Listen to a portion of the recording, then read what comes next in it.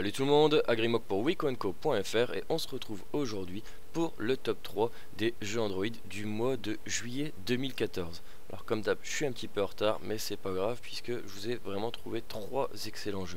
Et ce mois-ci, j'ai reçu aussi le Wiko Slide, donc je l'ai pas encore testé en vidéo, mais je vais en profiter pour l'utiliser pour faire ce top 3 ce mois-ci. Donc je rappelle un petit peu la catégorie de cette vidéo, c'est un top que je fais chaque mois. Et c'est les jeux qui sont sortis le mois en cours. Donc là, je vais vous faire mon petit top 3 des jeux que j'ai préférés qui sont sortis au mois de juillet 2014. Voilà, on va tout de suite passer à la 3e position pour ce mois-ci. Alors sur la 3e marche du podium pour ce mois de juillet, c'est un petit jeu qui s'appelle 99 Bricks et qui est gratuit sur le Play Store et qui est un mélange en fait entre un Tetris, comme vous pouvez le voir au niveau de la forme des pièces, etc. et un Tower Blocks. Donc un Tower Blocks, c'est un jeu où vous allez devoir empiler divers blocs de la même forme environ, et réussir à faire la tour la plus haute sans qu'elle dégringole. Et bien là c'est le même système, sauf qu'on a un Tetris en plus de ça. On contrôle un petit magicien, donc en plus de toutes ces petites règles, vous allez pouvoir insérer la magie dans ce petit environnement. Et donc vous voyez, vous avez une petite base là, qui est une forme de maison. Là je viens de passer un palier, ce qui fait que toutes les pièces qui ont déjà été posées se sont pétrifiées et ne peuvent plus bouger. Donc ça c'est un petit truc sympa à savoir, puisque si votre base est mal foutue, tout va dégringoler. Et comme vous pouvez le voir en bas à gauche de l'écran, vous avez 3 cœurs, donc 3 points de vie pour aller le plus loin possible à chaque niveau. Bon là, j'essaye de faire une base vraiment propre. J'ai récupéré, là vous avez vu, une petite magie. Donc, bon, là j'en ai pas besoin puisque ma base est propre pour l'instant. Mais vous voyez, en dessous de l'éclair, j'ai maintenant un petit bloc qui me permet, si à un moment mon niveau est en galère, de replacer une base comme la maison tout en bas du niveau pour repartir sur de bonnes bases. Bon là je pars en vrille, vous voyez j'ai mal placé mes pièces, du coup ça tombe. J'ai perdu un petit cœur en bas à gauche. Voilà, donc je vais essayer de me reconcentrer un petit peu. En parlant en même temps c'est pas évident. Voilà, alors je vais placer ça là. Et donc voilà, on a vraiment affaire à un concept assez original, hein. Ils ont pris le meilleur des deux jeux, plus ce petit phénomène de magie qui va vous sortir du pétrin de temps en temps. Bon là j'ai voilà, une nouvelle magie, donc je vais l'utiliser. Et ça va vous permettre de placer une pièce n'importe où, ça va la transformer en pierre et elle sera gelée. Donc ça vous permet d'élargir un petit peu votre base de briques, histoire de pouvoir en placer un peu plus sur le niveau et de consolider une tour un petit peu plus costaud et du coup avancer plus facilement dans le niveau. Là j'ai repassé un palier, du coup tout s'est pétrifié et je risque pas de faire tomber ma tour, la base de la tour. Je l'ai mal posé ma pièce. Je peux appuyer sur l'éclair, ça utilise un point de magie en haut à droite, donc là j'en ai plus qu'un, et ça enlève la dernière brique que j'ai mal posée par exemple. Voilà, je vais continuer tout doucement. Et ensuite je vais vous montrer un petit peu ce qui se passe si vous faites n'importe quoi, si vous placez mal vos briques. Et vous allez voir que vous pouvez vite partir en vrille et foutre en l'air toute la tour. Et donc du coup perdre ce niveau. Donc là vous voyez en haut à gauche je suis à 353 mètres. Hop, là je vais utiliser la nouvelle magie. Ça me permet de transformer en or ou en saphir, etc. une brique et gagner beaucoup plus d'or. Donc l'or ça va vous permettre par la suite d'acheter des améliorations pour vos magies. Donc il va y avoir moyen d'améliorer les magies pour qu'elles soient plus performantes, plus efficaces, etc. Améliorer votre personnage aussi, avoir plus de vie par exemple, avoir plus de points de magie. Donc c'est vraiment très très complet. Il me semble pas avoir vu de paiement in-app. Bon, il y en a sûrement pour avoir des pièces d'or, etc. Mais j'en ai pas eu le besoin, donc ça c'est assez sympa. Et c'est un jeu gratuit, donc bon, pourquoi pas. Vraiment le concept est super bien foutu. La prise en main est immédiate. Bon, c'est vraiment agréable à jouer, on peut y jouer à une seule main, et ça c'est assez sympa. C'est vraiment un critère que j'aime bien sur les jeux. Voilà, j'ai récupéré, vous voyez, un point de magie. Comme j'avais plus de points de magie, ça sert à rien de récupérer une magie qui va vous permettre de pétrifier une pierre ou autre. Là ça vous récupère un point de magie, donc je vais pouvoir utiliser par exemple un éclair si je place mal une brique sur la tour. Bon là je pense que vous avez compris un petit peu le concept. Bon, je vais pas tarder à vous montrer ce branler. Hop, je vais faire un peu n'importe quoi, je vais vous montrer que ça peut vite partir en vrille. Donc là je vais placer ça comme ça, hop. Bon, là ça va commencer à être bancal. Je vais placer ça là et hop hop hop hop. Voilà, j'ai perdu 2 vies là tout de suite. Hop, je vais replacer ça là. Donc vous voyez un petit peu le concept, vous avez 3 vies. Si vous les perdez, vous avez fini le niveau. Hop, là ça va être terminé. Et comme à Tower Blocks, il faut poser le toit de votre tour. Voilà, et là j'ai fait 607 mètres. Donc nouveau record sur ce tableau là. Parce que vous avez divers tableaux. Donc je vais vous montrer ça tout de suite. Là je vais pouvoir prendre une petite photo si je veux de ma tour. Bon, je m'en fous, je vais pas le faire, j'en ai pas besoin. Mais je peux prendre une petite photo et le partager avec les réseaux sociaux. Donc là on a différents cours, donc le cours numéro 2, le cours numéro 3, etc. Et à chaque cours vous apprenez une nouvelle magie. Donc là moi je suis arrivé au cours numéro 4 et pour déverrouiller le cours numéro 5 il va falloir que je remplis les petites missions là, donc construisez une tour contenant 75 briques, etc. Et remplir les 1, 2, 3, 4, 5, 6, 7, 8, 9 étoiles en bas pour pouvoir passer au cours suivant. Donc il va falloir remplir 9 missions différentes. C'est assez compliqué. Et j'ai une petite boutique donc qui va me permettre, comme je disais auparavant, d'améliorer les différents sorts que j'ai à ma disposition. Donc par exemple la brique dorée, si je l'améliore, elle me rapportera plus d'argent. La pétrification pétrifiera plus de pierres. Je peux aussi acheter des sceptres. Donc par exemple ce sceptre il me donne un sort dès le début de la partie. Voilà, j'en avais pas encore acheté, je le fais directement. Et ensuite il y a les petits costumes, bon ça c'est juste cosmétique, ça vous permet un petit peu de customiser votre sorcier sur la droite de l'écran, d'en faire une fille, un garçon, un chapeau, mettre des petits vêtements, enfin bref, ça c'est juste pour le délire quoi. Ça sert un peu à rien, mais bon, c'est un petit plus. Voilà donc pour ce jeu qui s'appelle 99 Bricks, qui est disponible sur le Play Store gratuitement, qui est sorti au cours du mois de juillet et qui est pas encore très répandu, donc je vous le conseille vraiment. Et on va tout de suite passer à la deuxième marche de ce podium pour ce mois de juillet 2014. Alors sur la deuxième marche de ce podium, c'est Leo's Fortune, un petit jeu d'aventure plateforme qui est disponible à 4,49 € sur le Play Store. Et donc vous voyez je l'ai fini le jeu, bon, je l'ai pas fini entièrement, j'ai pas récupéré toutes les étoiles, mais j'ai fini chaque niveau. Et quoi de mieux que le premier niveau pour vous montrer un petit peu le concept de ce jeu. Bon je vais passer l'introduction. Vous incarnez un petit personnage qui s'appelle Léo, qui est une petite boule de poil en fait, et qui s'est fait voler sa fortune.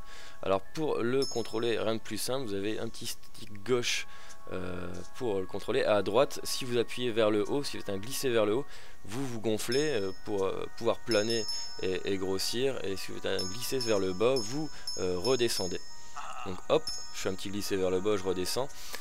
Et donc je contrôle ce petit Léo qui s'est fait voler sa fortune par on ne sait pas encore qui au départ. Donc il y a une petite histoire assez marrante à suivre.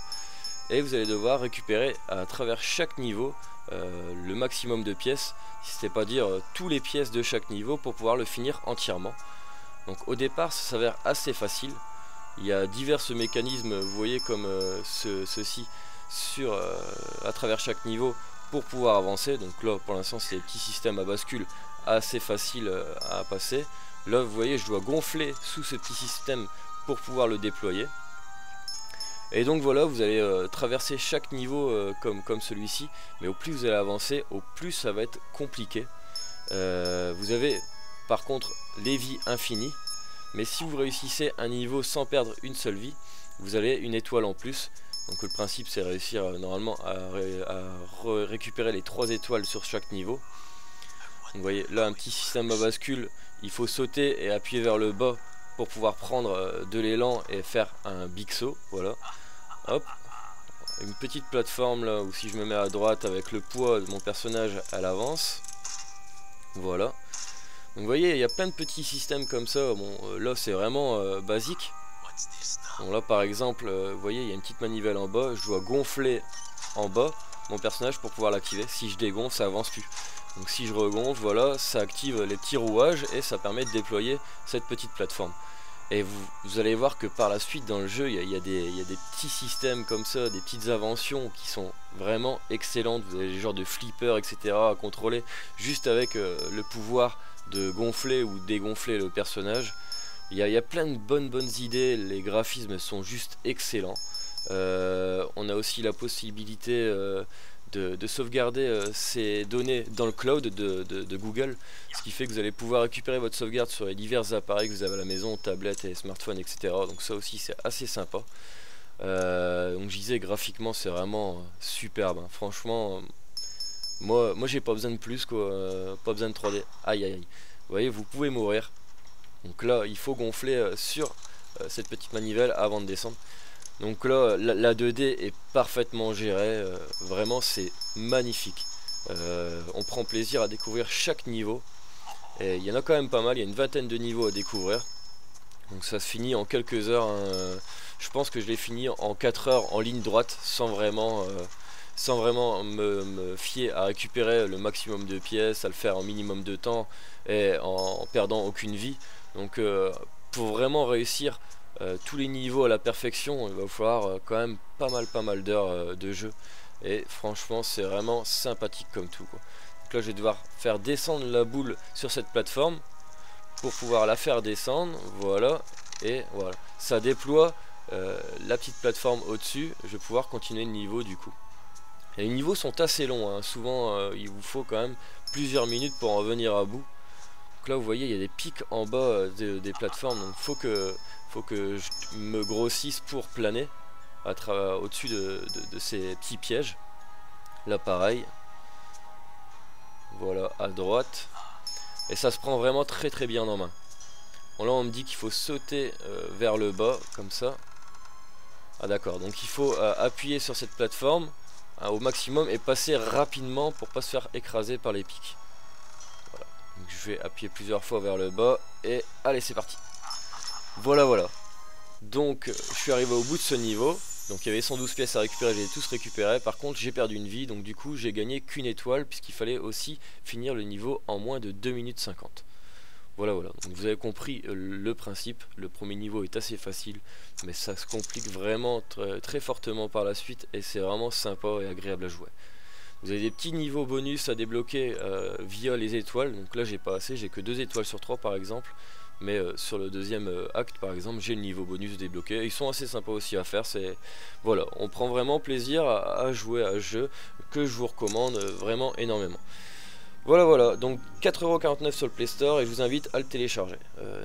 On va tout de suite passer à la première place pour ce mois-ci.